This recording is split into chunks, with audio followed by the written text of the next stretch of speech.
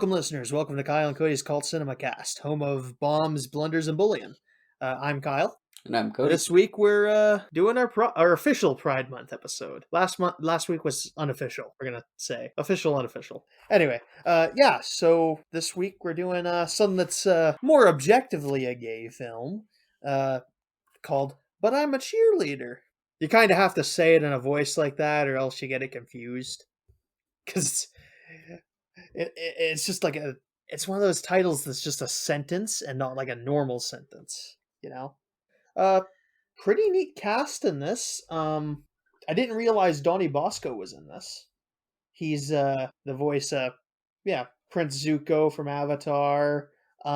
He's really popular as one of the characters in Hook as one of the Lost Boys. Like, weirdly popular.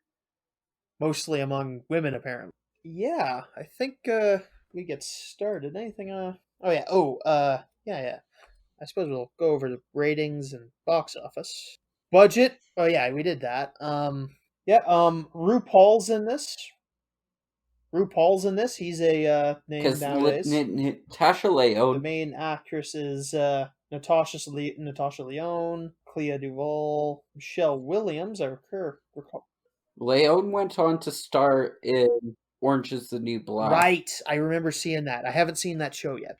Melaine Lewinsky went on to star in 2.5 Men as Rose, and then the rest of them I really don't have a good understanding of who they are.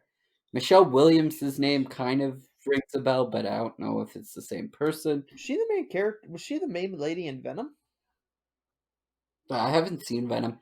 Oh, Venom's okay. Oh yeah, I think Michelle Williams is the main lady? Doesn't say. Okay, anyway. But yeah, had a budget of $1.2 million, made $2.6 million at the box office, so nice little turnover. Yeah, not great, but it's a nice little turnover. Director is Jamie Bambit. 90% of Google users like the film, 6.6 on IMDb, 39 on Rotten Tomatoes, and 39 on Metacritic. That is, methinks some homophobes are splashing the reviews of these films. Then again, early 2000s, it might be very. I imagine it wasn't as friendly back then. The gay film. I mean, look at what happened with Brokeback Mountain. That was the big one. Probably 5 years after this or something. Which actually Michelle Williams went into eventually acting. Oh, I like this better than Brokeback Mountain. I don't know. Brokeback Mountain's. I didn't watch either of them. It's a good movie. Really solid. Just emotionally taxing. That's a sad movie. Pretty good though. It's like Heath Ledger. They're like freelance shepherds. They watch over the sheep herd during the winter and start a fair and keep meeting up. It ends badly for Heath Ledger. That is a sad movie. I was just trying to go in and find Robert Ebert's review on this once again, because he states is not a great breakout comedy, but more the kind of movie that might eventually become a regular on the midnight cult circuit. It's not a laugh out loud comedy. It's more of a it's satire. It's more of a kind of not here nor rom-com? There nor yeah. I think that's an okay way to put it. Comedy drama. It's got like a funny atmosphere, but it's kind of like toward a point it's trying to be making, which a lot of great comedies do that too. But so I guess we'll get into the film here. So the film opens to the opening credits, which are interspersed with images of cheerleaders and upskirts and fan service, which is upskirts and like close-ups of the of cheerleaders' boobs. There's a purpose toward this beyond just staring at 20 actresses in their 20s who are pretending to be teenagers. So this is a scene that's happening in the midst of a cheer practice. The cheer squad is leaving early to go to get ready for the playoffs, which the football team will be playing in. And we get this exposition as our lead actress, our main character Megan, is talking with her boyfriend, and they drive off in a car, and they have this miserable little makeout section, as best I can put it. She has like her eyes open, just like, get off of how much longer. You can tell that look. nice. Yeah, it's clear he's also like a bad kisser, which doesn't help the situation. Maybe this is a bit of unreliable narrator stuff going on here, but I don't think this helps. The first time you kiss, they kiss, you don't really notice it, but it comes very obvious how bad it is. Pretty much getting hints about what the premise is. Our cheerleader is clearly being hinted at as being a lesbian. She does not totally realize that at this point in the movie, which is a common thing. So yeah, we're getting the impression that they're hinting at the fact that she's a lesbian and doesn't realize it. Although at this point, it's all like that's stuff you can that Megan could perhaps dismiss. Her boyfriend isn't very good at kissing. She doesn't have a perfect relationship with him, I guess. Yeah, we're slowly getting more hints as the bit goes on. He asks her to go further, I guess, to ask her to go a little further. She's telling him no. She has to go back to meet her parents for supper, which is understandable. She also makes the excuse that she's a Christian and she's saving herself for marriage, as she was instructed to by her fundamentalist upbringing, which she clearly has. When she meets her parents for supper, they're having a prayer, a very specific prayer about following the natural way of doing things. And yeah, we're getting our first hint to what's coming up. Her parents are very conservative, and it's something you can dismiss, because this is probably something that's been happening that would get said at her church, because I mean that you tend to take on some of the values of your preacher when you're a person of faith and you're going to a church or a temple or whatever. So that's probably something that's like just been around, and she's not picking up the hints of what's been coming. As she leaves for cheer practice the next morning, as she leaves for cheer practice the next morning, or for school the next morning, her dad tosses aside a newspaper, and they reveal that they have a secret plan. She goes to school. She opens her locker. She's got a picture of a lady in a bikini on her locker, which is all the other stuff is a bit more defensible, I guess, or like normal. This one's kind of almost a cartoony example. We get a bit of her characterization. She just would never have occurred to her that she would be a lesbian of her own intuition. Like, it's like, oh no, of course I'm not. I'm just a normal person. I'm a cheerleader, is the big line from this. Her characterization, she's in all other aspects a typical 50s style teenager who's like who's like a popular cheerleader, blonde, dating a football player, perfectly normal stuff. She could come out of a 50s sitcom, except for this one thing. And that's a big part of, yeah, that's her characterization. She's a normal person, except that she is a lesbian. She's so normal that she wouldn't even come to conclusion that she's a lesbian, which is normal for a lot of the LGBTQ. When they grow up in more conservative environments, they don't pick up on these things, because it's like, oh yeah, I'm normal. And they're just doing what everyone else is doing. And they maybe even not even really had any contact with what a gay person is or a trans person is. So I wouldn't come into the idea.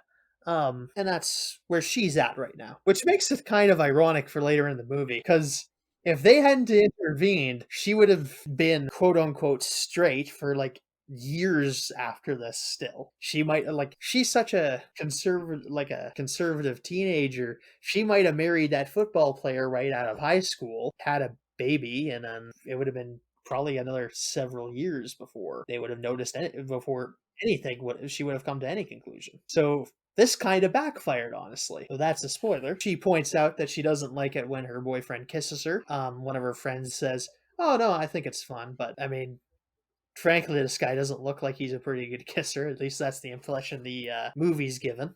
Yeah. See, I picked up on that, and I thought to myself, man, that guy is a really bad kisser. And then you brought it up, and I'm like, but was he though? Like, yeah, no, it's possible that, it's possible that she's just like, she's not interested in men, so she wouldn't have enjoyed it regardless. This is kind of like the comedic atmosphere you get from this movie. It's that she's following this path that's been set out for her, and it's weird to her. It's unpleasant, and she doesn't have put a finger on it. She might complain about her boyfriend, but it's not like her friends aren't going to complain about their boyfriends ever. I'm sure it's completely possible she had a conversation with one of her friends that was just like, oh yeah, my boyfriend's also a terrible kisser. I know, right? Like that's a perfectly normal conversation. And it leads this particular atmosphere where the normal, like she's very comfortable with most things, but the odd thing, it's just like really weird, and it leads to some comedic moments. They, after school, the boyfriend is driving her home, and he's going really slow, which is suspicious for a teenager. Although, I mean, it's suspicious for a teenager, like in the first couple months of them driving, but these guys are like high school seniors, so he's probably been driving for maybe a year. Well off kid. He might have had this car for 2 years at this point. So yeah, he's driving really slow, and she's all suspicious. And she notices that and then they cut back to the house, and they notice a van pull up to her house. It's a bright blue van that says True Directions, and the horror sets in. Like, you see this pull up, and if you know anything about this movie, yeah, you're like, oh no. The guy, I believe it's Rupaul's character, comes out of the car wearing a t-shirt that says straight is great. And that is unsubtle even for these people. That's like, you sure you want to wear that to the intervention, Mike? It seems like you're coming on a little strong with this. Although, it's not like these people are trained psychiatrists now, are they? Yeah, you get those warning signs. He's also dressed in like tight blue shorts and like a sweat jacket and a tight shirt, which is very funny. I get the impression this camps thinks they can impress the girls into straightness by showing off the tight young bodies of their counselors. Because the other male counselor at this, it's a conversion camp this guy works for, and the other male counselor is also this fit young guy that's always walking around in short shorts. So they've set up an intervention for Megan to deal with the fact that they think she's a lesbian. She points out that the poster, and that she doesn't like kissing the boyfriend. She has a bunch of posters of ladies around. Stuff like some of it's obvious hints that she's a lesbian. Some of it's just kind of mundane. I mean, I'm sure lots of girls have like a Taylor Swift poster or whatever female rocker is in the 90s. I don't know that this takes place in the 90s. I mean, it could take place earlier. Yeah, I don't see any indication. I guess it's hard to pinpoint early 90s. I mean, this is a very this is late 99. 90s. This is a very conservative town. Yeah, this is a very conservative town. Clearly, so you got a very So all I know is old 50s-esque atmosphere to the whole thing. They had some really shitty wallpaper. They have phones, but they're like which they had in the 90s. They have old-timey phones, which could maybe put this in the 80s or 70s. Yeah, it could. It's somewhat timeless, I guess. Anyway, not important. So she's pointed out that the parents are going to send Megan to this camp to get her to become straight or to deal with her lesbian tendencies. Ooh.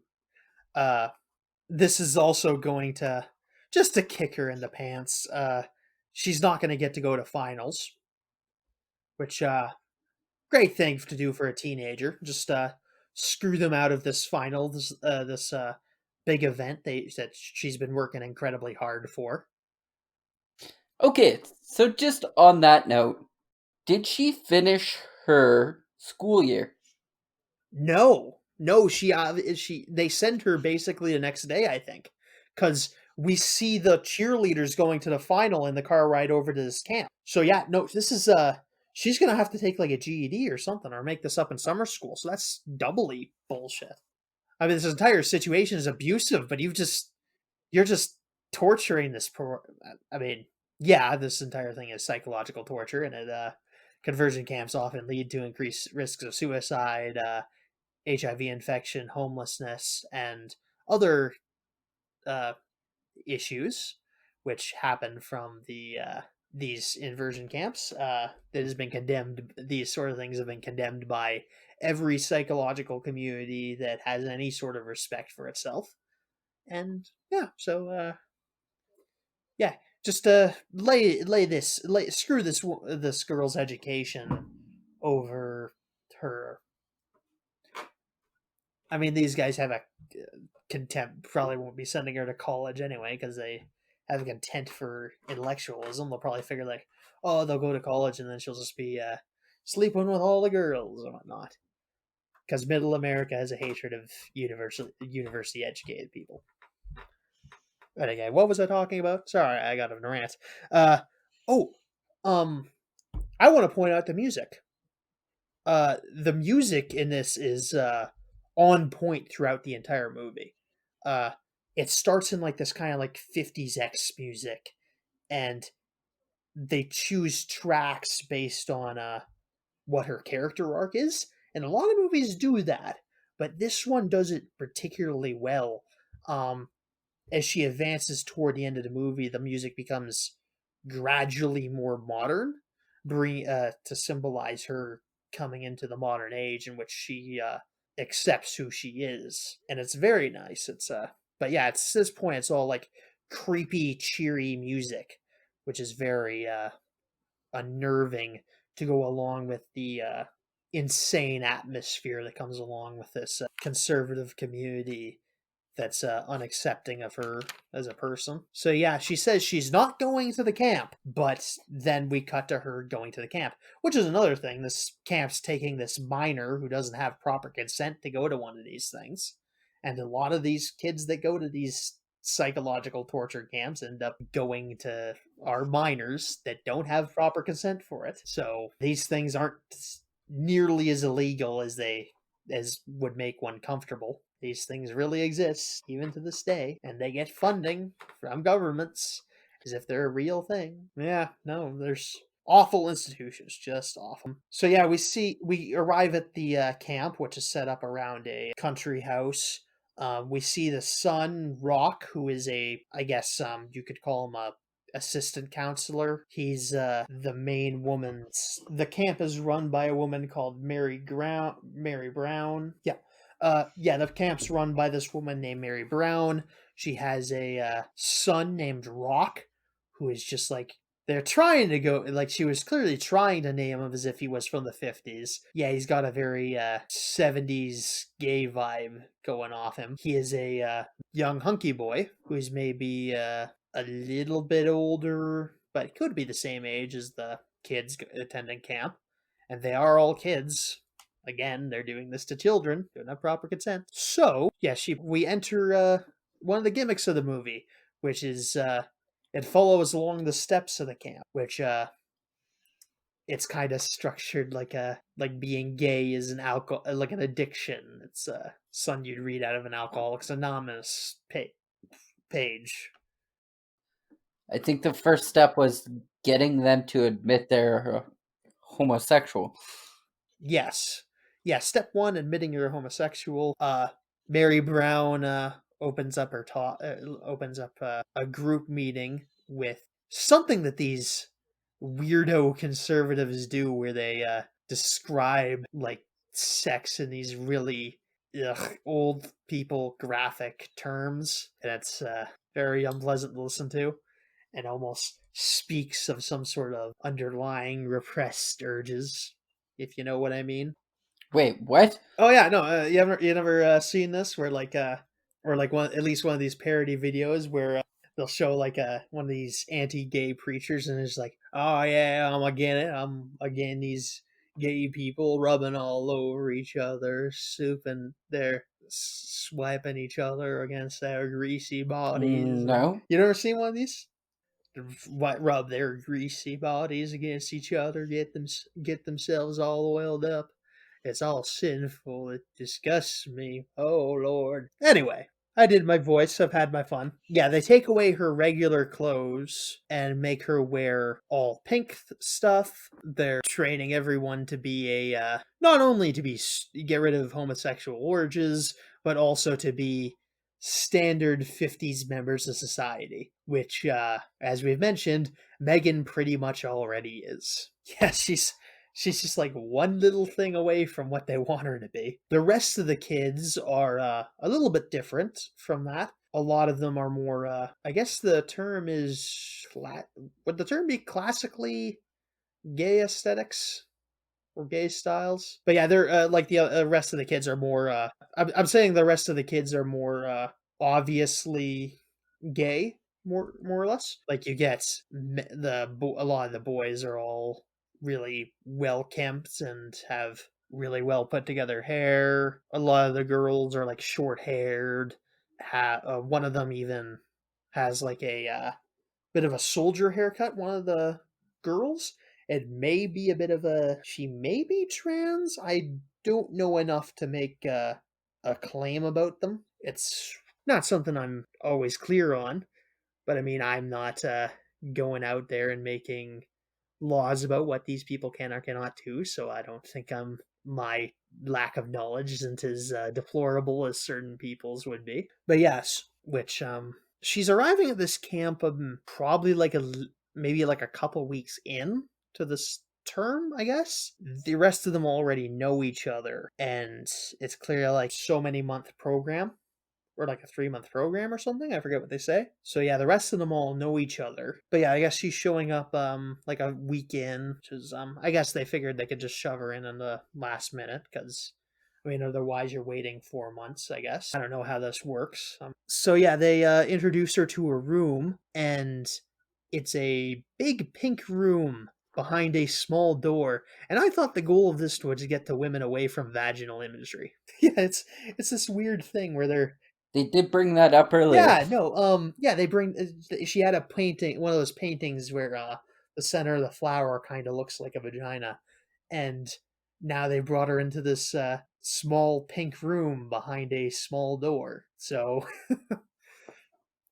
yeah, it's one of the contradictions of these things.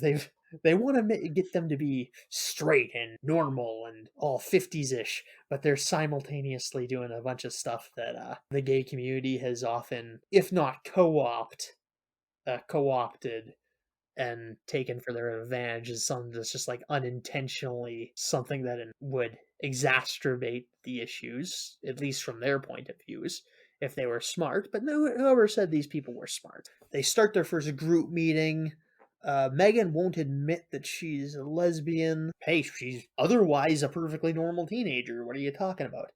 They point out that straight girls don't typically have such enthusiastic gazes towards other women as she does. Everyone looks, they say, but it's not something there's big enthusiastic about.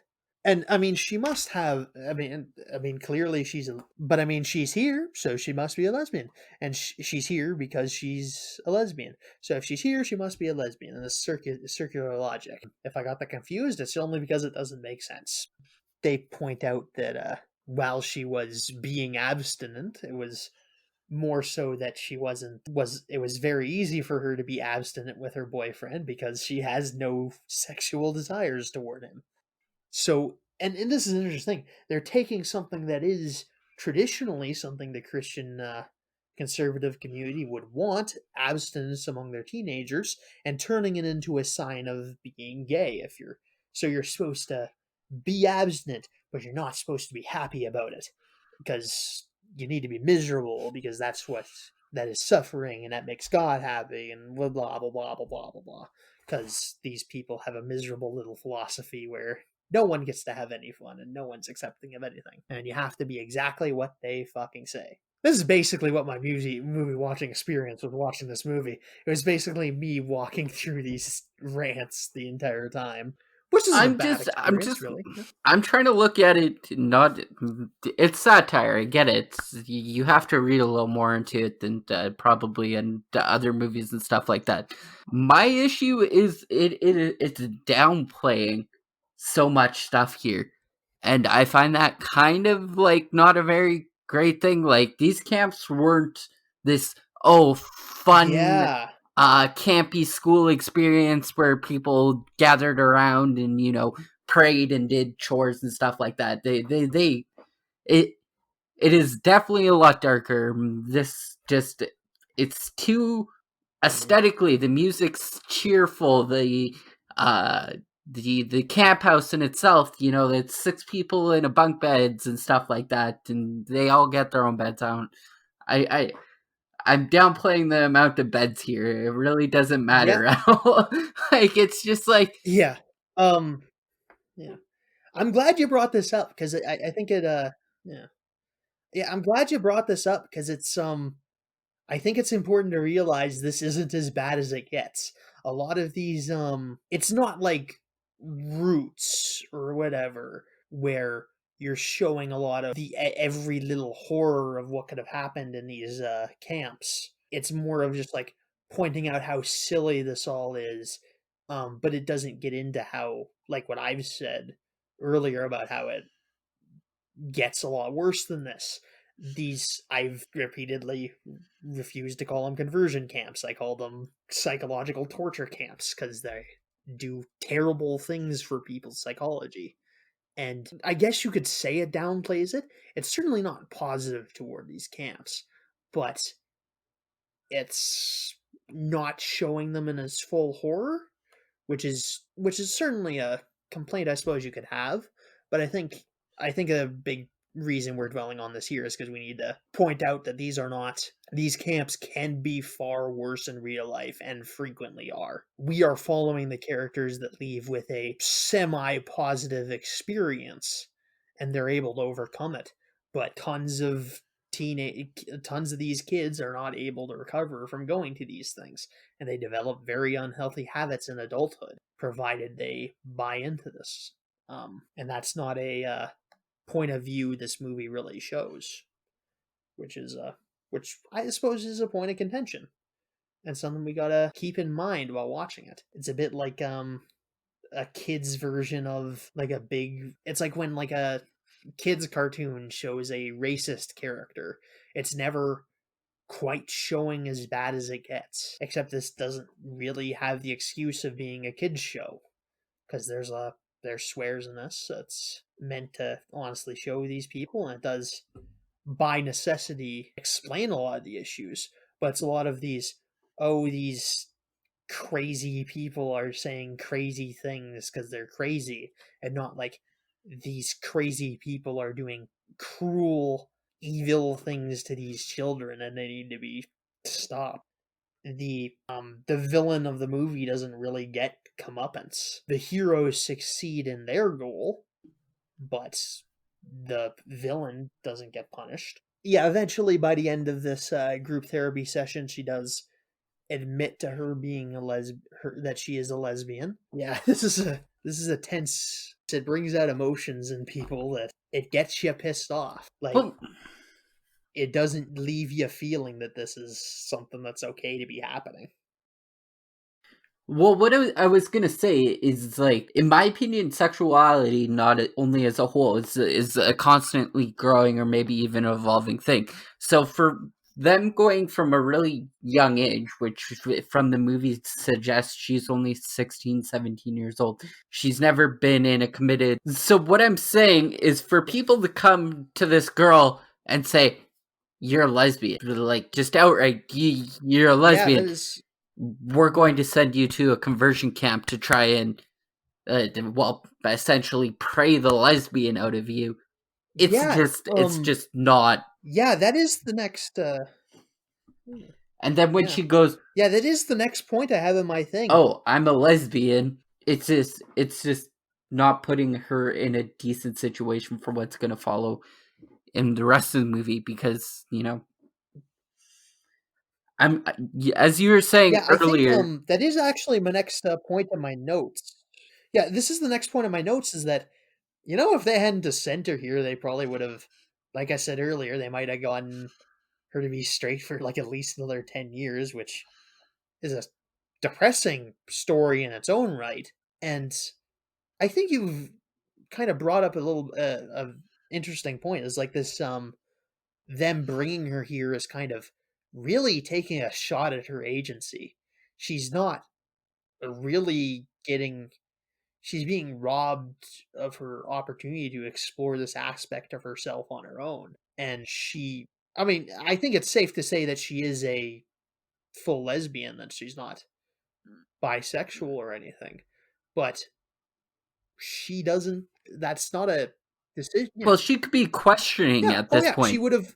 No, and it is a valid thing, and this that bit of agency is being taken away from her, which is a cruel thing.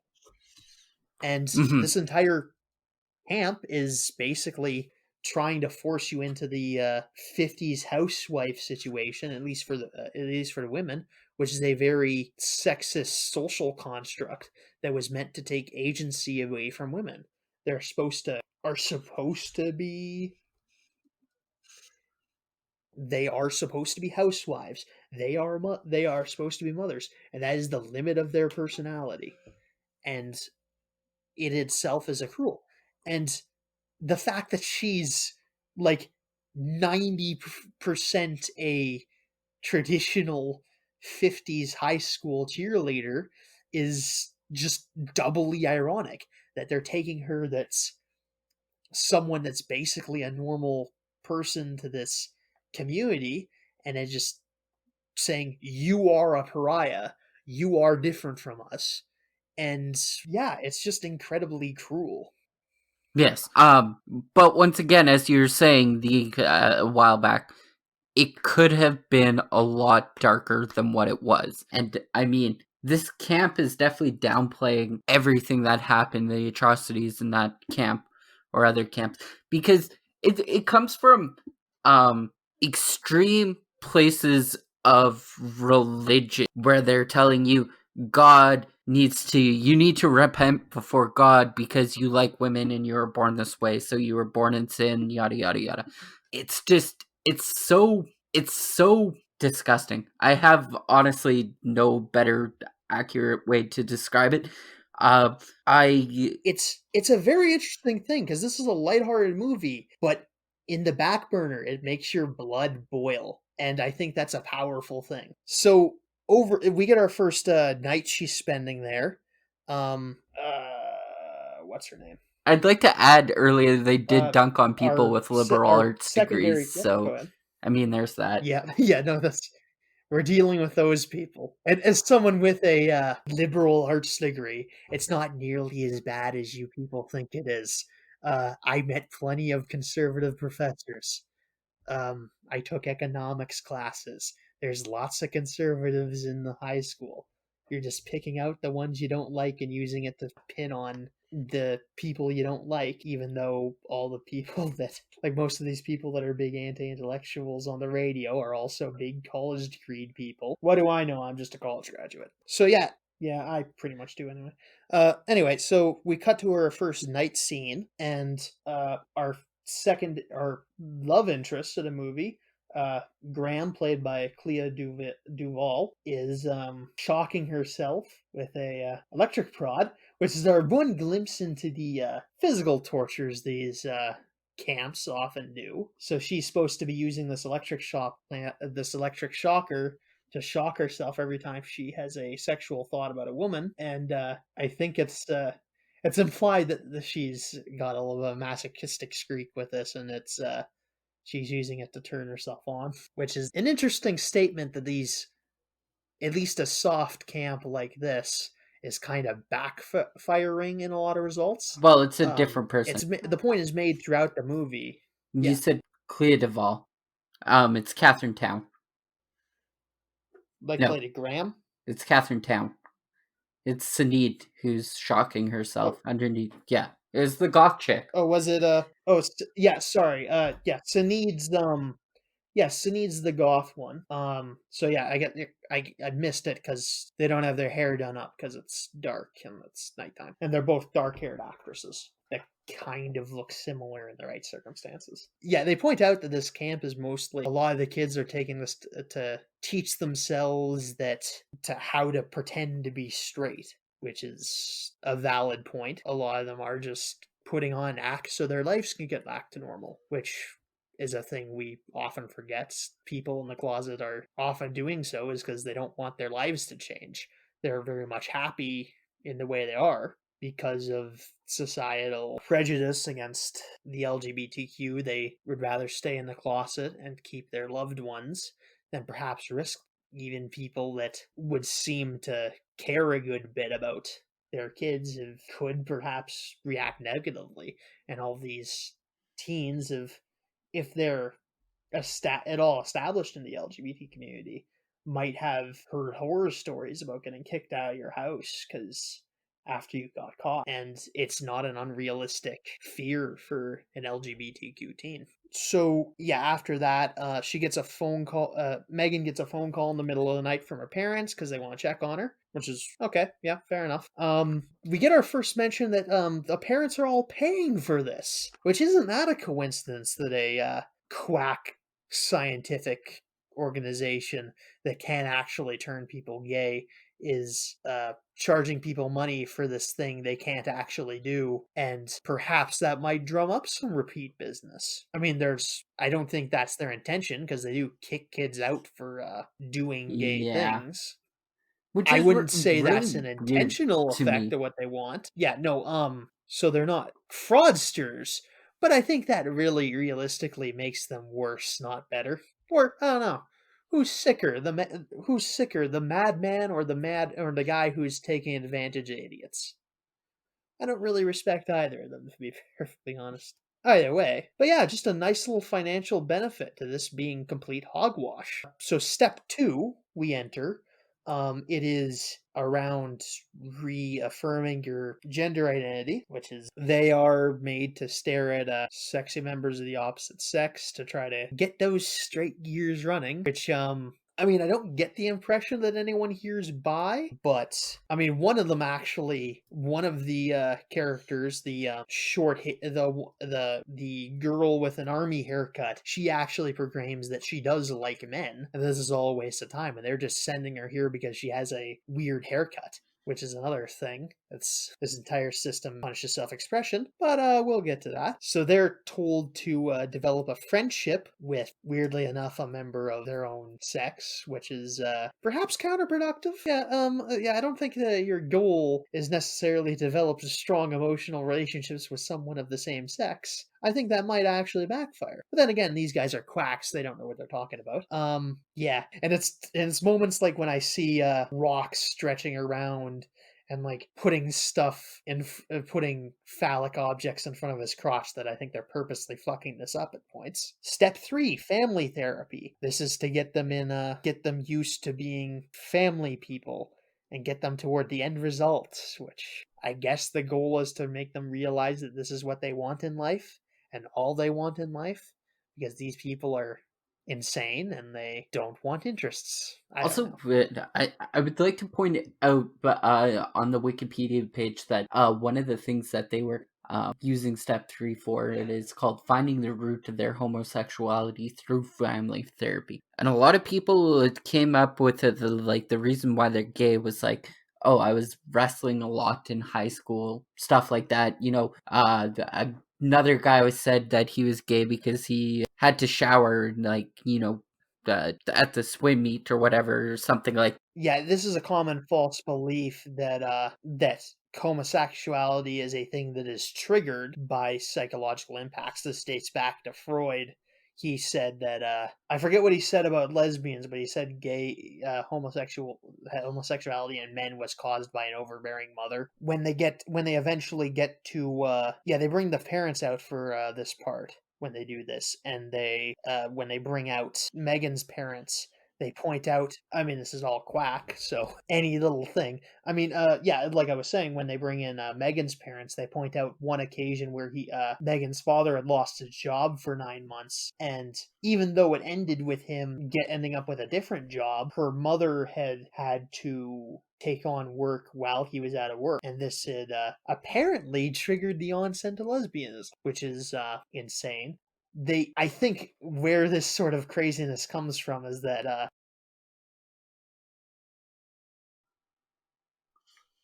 yeah, there's another thing about this is that these people have this mentality of this every little deviation from the norm is some terrible thing.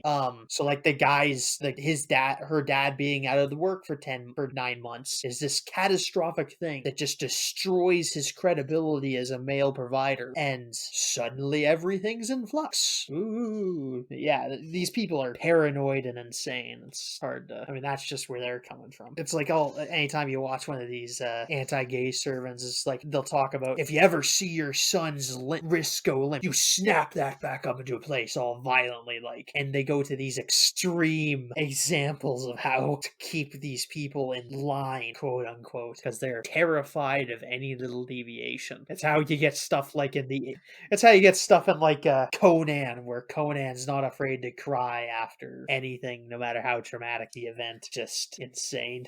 Manifests and stuff. Sorry, you just sounded very Alex Jones-esque there for a second.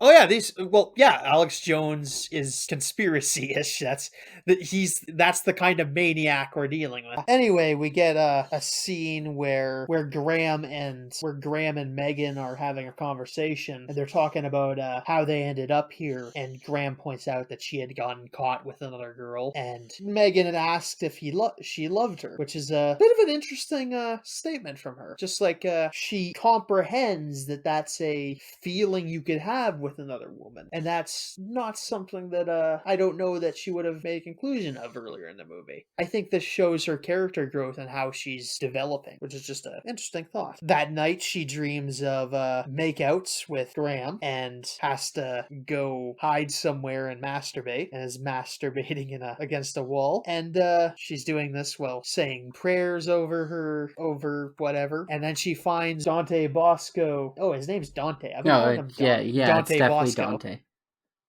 Yeah, sorry, Mr. Bosco. I made a mistake. I had never seen your name written. I mostly know it from like people saying it out loud. Yeah, Dante Bosco and Clayton, his character Dolph, and another one of the boys, Clayton, are making out behind the boss's desk, or the headmistress's desk, and she screams because she's a stereotypical 50s girl, and gross, ew, and wakes the entire fucking where building. I look at this.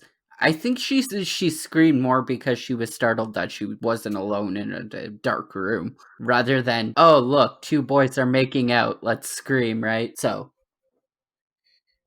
Yeah, that, and she did also combination. I guess I mean when you're masturbating and somebody's in the room with you, you might not. Yeah, when you walk into a room to masturbate and realize that two other people are making out just out of sight of you, you're probably in like a bit of a emotional state that's a bit justifiable. So yeah, this is where we learn that the students can fail out of this. Victims can fail out of this program. Dolph is kicked out, and Clayton is put in solitary, which is at like a prison, and it's like a cute little dollhouse in the backyard, which they have for some goddamn reason. It's like, what is this even for? Like, did they buy this from the previous owner, and the kid had like a playhouse? What the fuck? It's like one of those tiny sheds that the kids can play in. And this really boils down to, at this point, which one would you rather be? Would you rather be the guy being sent home to his parents who hate him for being gay, or would you rather be locked in solitary confinement for a week and then have to go back to the camp that just locked you in solitary confinement for a week? Yeah, which is only better than prison solitary confinement in the fact that it's a dollhouse, like, so there's daylight, and you could conceivably, yeah. You could like Godzilla fuck out of that building. But he's a 16, 17-year-old boy. He can probably bust something up with enough time and manpower. Suppose he does it before he gets starves to death or something. But yeah, this is actually, I'm glad you pointed this out. This is something that is growing as an illegal thing you can't do in a lot of places now. Again, like these psychological torture camps are. And I guess when you look at it, it's a very underhanded thing to do, especially when you paint it like solitary confinement up as, oh, he's just in a dollhouse, like anybody who's like on any form of board or commission that's like, maybe not lock people up in solitary confinement would be like, oh, he's just in a little dollhouse and he's in timeout for a week. Well, yeah, what do you mean these places don't have psychological accreditation? What, it just seems like such a legitimate business. Yeah, no. So yeah, step 4, demystifying the opposite sex. So I guess the goal of this one is to make it so that the opposite sex is less confusing, so that they're easier to approach, so they can better be heterosexual. I mean, I guess. I mean, obviously there's no set parameters for going about quackery, but yeah, I guess this is a way of going about this insanity. Yeah, at this point we're getting more. Megan and Graham are slowly getting more close. They're holding each other's hands and stuff like that. After this, they move on to being snuck out of the building to go party. They're done by a couple of characters, Larry and Lloyd, who are former victims of the, what they call it, True Directions. They're former victims of True Directions. They have apparently set it up so that they can take these kids out for a night, so they can get a glimpse of the other half of the argument. Be fair and balanced. Only fair, you have both options adequately displayed, and they take the kids, several of the kids, to a gay bar. I mean, I guess you shouldn't be taking minors to bars, but I'll give it a pass. That's not nearly the worst thing an adult's done to a child in this movie. Some underage drinking isn't nearly the worst thing. They refer to this operation as an underground homo railroad. That's fun. So yeah, they end up in the gay club called the Cocksucker. A little on the nose. I thought that. I mean, I don't know that gay clubs are necessarily all that subtle in their naming schemes, but I figured it needed to be a bit more than this. I've never gone to a gay bar. Yeah, no, I wouldn't know. No, the only one I know about is doesn't even have a What do you mean? That you can say on the podcast, or one that is such a pun that you can't? No, that I would recognize, that I don't recognize it as a pun, or that I don't really remember the name either, so I just saw it on the bus ride sometimes in Regina.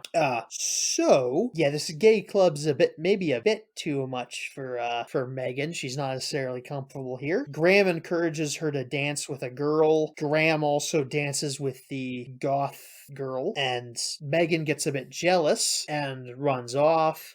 Graham runs off after her. The goth girl is a bit jealous of this relationship, and that's a plot point. I guess they might have had something, possibly. And then, yeah, they meet up outside. They have a bit of a conversation, and then Megan and Graham for real make out. And Megan points out that she wants to be normal, but yeah, they narrowly avoid getting caught as they arrive back at the compound. I'm gonna say, because it's suitably dour. At this point, when Graham and Megan are getting scenes together, they've moved on to a bit more 60s-ish music, which blends into my statement earlier about how the music is progressing with the plot to recognize their progression as a relationship. And this is in the kind of sexual liberation phase of the 1960s. Yeah, this is actually where the scene with the parents happens. Kind of skipped over it. It was weird. Graham's parents are a bunch of rich people. They want they're not so much religious fundamentalists as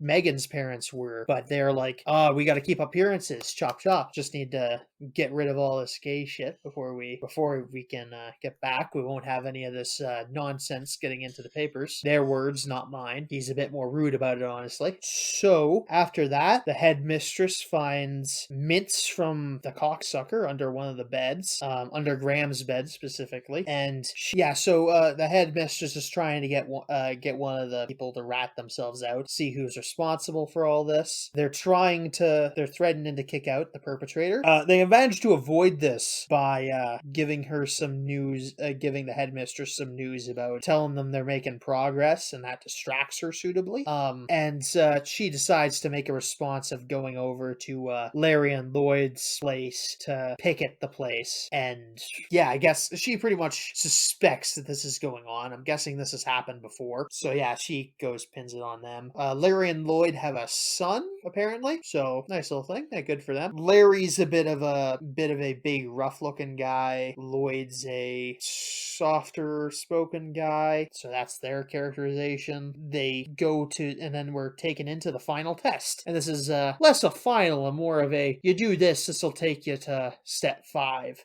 They mentioned that this the step 5 is going to be simulated sexual lifestyle, and it's weird because they're doing it as kind of a if you don't pass this test you don't get to graduate, but the stimulated sexual lifestyle is, I guess, supposed to be a reward, which I don't know how it could be. This entire thing doesn't make sense, so I can't expect it to. So they have the test to see if they fulfill their traditional 50s gender roles. One of the boys, Andre, who's more stereotypically gay, fails, and he's just like really upset. He makes fun of everyone based on their hypocrisy because they're just pretending to go along with all this. They're not really any different than him. He's just not able to even play along, which is stuff that would be fine if you were living in a accepting society that wasn't bothering these poor kids over nothing. But here we are, making a big deal about this bullshit. That night, Megan and Graham disappear into the woods to bang. At this point, we get modern music to symbolize Megan's coming to comfort with who she is. Megan talks about how cheerleading makes her happy, and they talk about how they want to see them cheer. Graham talks about how she wants to see Megan cheer, and it's a very sweet scene where they have a nice little conversation. The next morning they wake up. The goth chick has ratted out Megan and Graham. The Mrs. Brown has decided they'll let them continue, but they'll have to do the simulated sex act with Rock. Whatever, I can't even begin to follow the logic of all this. Megan refuses, and that her parents had made it clear that if she didn't smarten up, quote unquote, they'd kick her out of the house, which is awful. So she's fucked. Graham agrees to, because this entire situation is terrifying, and she's just wants, if she doesn't do this, she can't go home. And it's really a rough to talk about, because this is just like a real world thing that requires, it's not some bit of Hollywood make-believe. This is like some real nightmare scenario that real people have to make this real decision, and it's really close to home. Megan goes to Larry and Lloyd for help. They've agreed to put her up for a little bit. Donnie is here, or Dolph is here. He is also getting help because he also had nowhere to go. We see our first glimpse of step 5, simulated sexual lifestyle. The girls are in like this this white Caucasian skin tone outfit, a skin tight outfit with leaves pasted over top of it and little pink flowers over the vaginal labial area. And yeah, this is all like some sick psychological hooey that I don't want to get into. This is all and seemingly to contrast with all the stuff that's going on at the True Directions camp. Larry and Lloyd have a argument after Larry suggests that they might want to look into Megan might want to look into figuring out a school to finish out her high school in, and that Lloyd disagrees because it's too early to be talking about this, and they have an argument, and it's resolved and they resolve it healthily. A healthy fucking discussion. Perhaps the only one in the entire movie where two people have a disagreement and it's resolved healthily. Which is just a nice little demonstration One's of a lot how healthier these than the two other. groups are thinking differently. Yeah. The relationship that the society is saying should be unhealthy is actually fine and is perfectly capable of being functional without some fucking asshole coming in and just messing with their shit for no good reason, because they figure that's their prerogative. But yeah, we cut back to the simulated sexual lifestyle. They talk about oh, should we be doing foreplay? And then the headmistress says foreplay is for sissies, and I'm like, this is why you people no, foreplay is for people with good, healthy sexual relationships. Not having she's like, real men don't do foreplay. And I'm like, no, divorced men don't do foreplay. It's like, fuck you. Don't make things more difficult on yourself. You gotta work toward making all this. How do I phrase this? Put some effort. Yeah, put some effort Foreplay is into this. Is important. what I'm saying. Just make it great, good for everybody. Put some effort into it.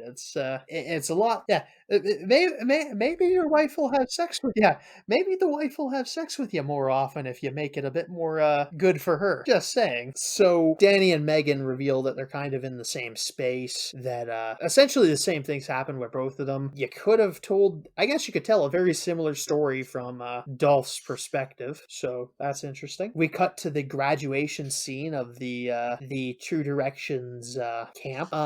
Dolph and Megan are planning a covert raid in blue camo instead of green but why camo, wear which is camo at dumb. all? But I'm thinking Larry and Lloyd were possibly navy.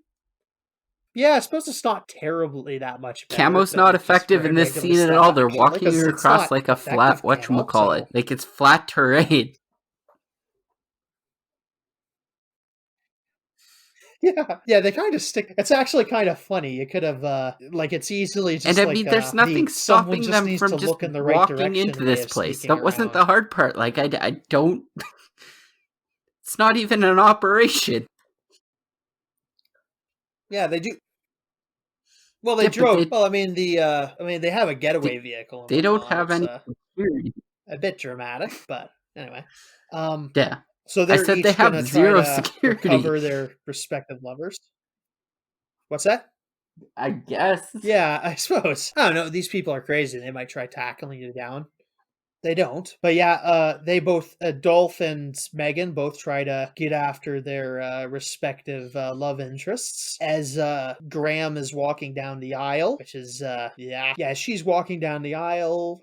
Megan takes her away. She tries to convince her to come with her, but she won't because she's scared and whatnot. So she goes back to the truck. Donnie has reconciled with Clayton rather quickly, which is kind of funny. They thought it was going to be a big deal. Megan was the one who was all committed to getting her girlfriend back. Dolph was kind of just like, hey, he chickened out, whatever. She decides to make a grand romantic gesture, and she gets on her cheer uniform and does a cheer for Graham. And this convinces her. She tells her she loves her, and this causes Graham to chase after her, and then they make their getaway in the I don't truck, get it. and she I'm gets the angry. girl, and that's the end of the movie. And I don't know why I'm angry. I shouldn't be angry. Hey, I mean, they're together, and there really isn't that what's important. But when I'm like, oh, I've got to resolve my whole along. entire conflict of my movie, how am I going to do that? Oh, just get her to put on a cheerleading uniform and, go chant at a group of...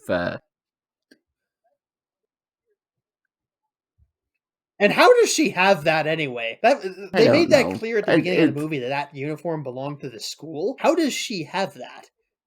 Like, she took it with her. This is the same one she has from the school. Maybe I'm missing something. Really a bit of a weird plot hole. How do people like this? How do people like this? It's got 91% user rating. It's not even good storytelling. Why don't you give the I hate to be that asshole, but I'm gonna be that asshole. I'm gonna give this probably about a 3 out of 10, and I'm going to do that because I feel like it's taking something that's really dark and trying to make light of it, and that's not good. And I guess it's a different mindset from the early 90s, comparing it to modern day, when instead of like trying to poke fun at a very serious situation, most people nowadays take a serious situation as it should be and do it very seriously, which this movie does not at all. Yeah, it's very much taking the approach of mocking the whole establishment, and that is I think, a valid course of action, but it doesn't touch upon the darker aspects, which I had mixed feelings about, because I think this does do a good job of kind of mocking this sort of camp, but on the other hand, other people are going to need to see the pure raw horrors that happen at these camps and everything that goes wrong with them. And on the flip side of that, a lot of people aren't going to watch these really depressing movies about everything going wrong. And yeah, although I do think Could this have is a been perfect done movie.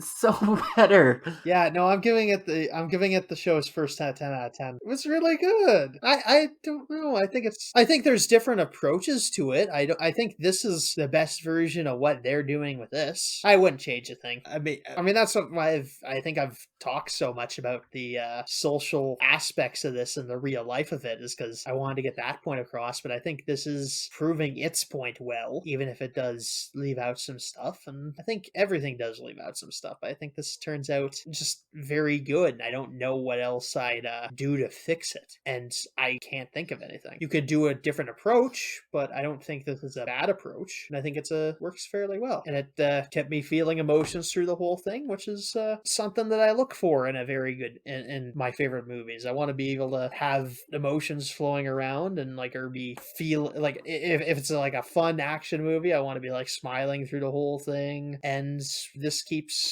puts its point across, I think, well. But yeah, perfect movie. If 10 out of okay, 10. I wasn't I'm expecting sorry. you to go so If low, Cody. I can't be any helped. movie is gonna have its whole conclusion, its whole climax based around whether or not a person cheers well, sorry, cheerleader movies of the early 2000s. Yeah, but your romantic gesture is dumb and you should Well, feel it's dumb. not. Well, it's not about cheering well. It's a big romantic gesture. It's not about the quality of it. That's Okay, so let's both mean. be honest. She didn't work She at. worked really I hard mean, on I it. guess she tried to improv it, and I mean, yeah, kudos for you for trying to do it, like, in the moment and in the second. But like, you could have like at least like workshopped a few things like the night before with your friend or something. Like, you literally just came in and just. It's more about putting it out in the open, and that she's now completely comfortable with displaying her affection to this other woman in broad daylight in front of their I don't know. so-called I don't god know. and everyone. I give up. Maybe I'm just missing something. How not to write a movie. At least, like, in like normal romance movies, like a romantic gesture is like getting onto a plane and like traveling across the world and then professing your love in front of a crowd to other people. This one was like, oh, I'm gonna get in a truck.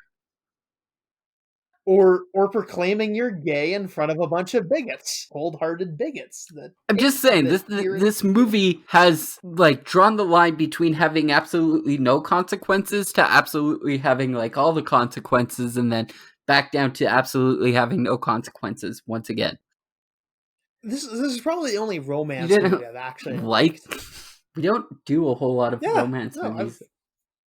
Yeah, no, no, but like, it's the only one where like, oh, this is a relationship I'm invested in, and like, normally romance movies are just like, oh, I'm watching these two people get together, okay, whatever, nice for them, but it's like, this is kind of like a victory for the LGBT cause, I guess, within the universe, so it means something that they get together at the end, more than like, oh, these two people got together, oh, they're gonna have kids, and be completely normal like everyone else. Yeah. But one thing I do like is this has like a non-typical protagonist. Like so many films kind of like, I could hear you like being like angry with me. It's I think I'm distracting. justified. You're justified. Ah, Maybe I'll like this talk is to the last somebody else unicorn about it, review and all that over again. they'll like go in and completely change my mind on the film. But I feel like you're just like throwing a bad movie at Bone for the sake of throwing a bad movie at Bone. I get there's a lot of symbolism in behind it. I get that there's a lot of symbolism in behind the ending and stuff like that. But like, come on, you got to admit, cheering to win over affection, kind of just a dumb concept in general. Yeah, it's supposed to be dumb. It's cool. It's neat. It's 'Kay, sweet. I well like it.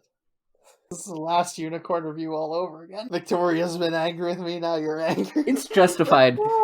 Anyways, we should probably end this before I I have jump been. through the screen and throttle. I hold on. 'Kay. I gotta get my point out. I gotta get my point out about the like a lot of movies really trend masculine with their heroes and have this bit of like they have to make a masculine act in order to be heroic, and this is like one of the odd examples of the solution to the issue being very feminine, and it's very like just refreshing to watch, and it's something you can't get with like a lot of, especially stuff I watch, which is a lot of like action based stuff where you need to be fighting and whatnot. And it's nice to see something that's where the plot's resolved by a very feminine like coded feminine way. Anyway, I guess that's all. That's my spiel. All right. Well, you can follow us on Facebook. Yeah. Yeah, 10 out of 10. You can find us on Facebook at Kyle and Cody's Called CinemaCast. You can follow us on Twitter at KCCCC. Check out the YouTube at Kyle and Cody's Called CinemaCast. Remember to circulate the links, give us those 5-star reviews, like the videos, circulate the links, tell your friends. Stay tuned for next week, which is going to be our Father's Day episode. Which, since Cody is a dad, we're watching whatever he wants.